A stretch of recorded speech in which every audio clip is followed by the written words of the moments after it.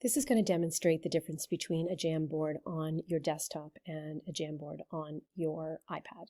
On the left-hand side is my desktop. As you can see, you can get your Jamboards by going into your waffle and picking Jamboard. So you can see I have it here, and I would add plus at the bottom. On the right-hand side, the Jamboard app is on my iPad, and if you want to create a new Jamboard, it's down here on the right hand side. So I'm going to create a Jamboard from my desktop. Here it is. It's called Untitled Jam. I'm going to call it my math example.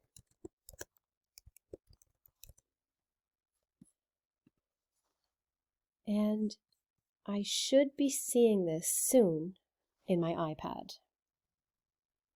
I'm just going to pull down and let it refresh, and there it is. So I can also open my jam from my math example, from my iPad. On the desktop, it is in full editing mode as it is. On the iPad, you have to go down and click the pencil. I'm going to have to turn this the other way so that we can see it. Try to make that a little bit smaller. There we go. So the first thing I want you to take note of is the fact that there are more options on the left-hand side on the desktop version than on the iPad version. One of the things that is different is that you have these add image, add shapes, and add text box. Also along the top, you have a set background and a clear frame. I'm going to start with set background. Can see that this is the default, it's clear. You have options like lined paper or graph paper or changing the color of the background. The other thing that we can do instead is we can add an image. Now adding an image to as a background is different than just adding an image. When you add it as a background, the background will not move. So that's a good option when you want to write on top of things. So there are different places you can find your images. You can go directly into your Drive or a Google search. I'm going to upload one from the computer. Now what I did is I took a screenshot of a PDF. I can't upload a PDF itself. Let's see what this one looks like. So this, for example, is going to be grid paper. So there it is, and you can see it changed over on my iPad also. So this will not move, but I can still go ahead and write on top of it. We can, if we want to use this over and over again, it's really easily duplicated. We just click the bar at the top, click the three dots, and duplicate it. You can duplicate it a number of times if you want to go over different kinds of questions with the students.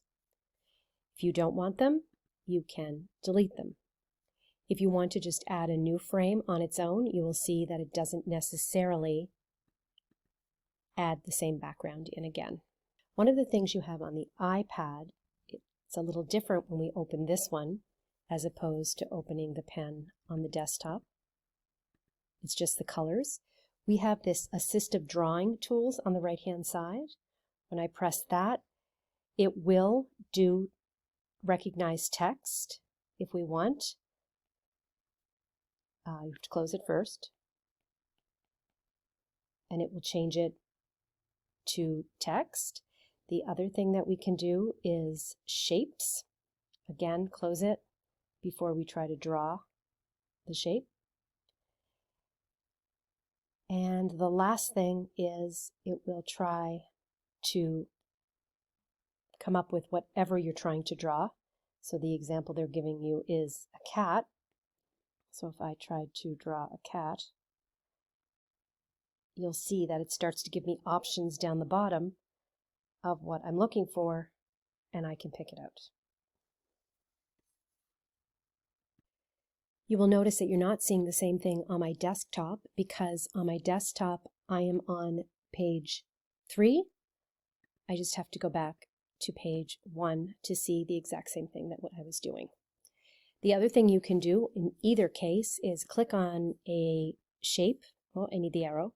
Click on a shape The 3 dots will allow you to duplicate it. If I tried to put it on the square, it works well, but there is order if we want, so you can send behind or bring forward any of the shapes that you have. The one nice thing about this is, I'm just going to flip over to a clean page on the iPad. If I was teaching a class on a Google Meet and I wanted to be able to open the Jamboard in the Google Meet for the students to see, I can have the Jamboard on my desktop and the one on my iPad opened at the same time, and I could be teaching them. So I could be telling the students to go to a certain page. Now I'm going to make sure that my assistive drawing tools are off, so I just go back up and pick the pen to turn it off and close it. So I could be telling the students how to solve an equation. And you will see that as I solve the equation on my iPad, it's just a little bit behind on the desktop version, and that will be the way it is for them. So you just have to be mindful of the fact that you can't talk too fast and be ahead of them. When we're finished with that page, on the iPad, I'm going to move over, but of course you have to just make sure you tell the students that they have to move on to the next page for the next example. When you're finished with this for the students, either on the iPad or on the desktop, whichever you prefer, you can click the 3 dots and you can download this as a PDF, and it could be easily added to your Google Classroom for the students.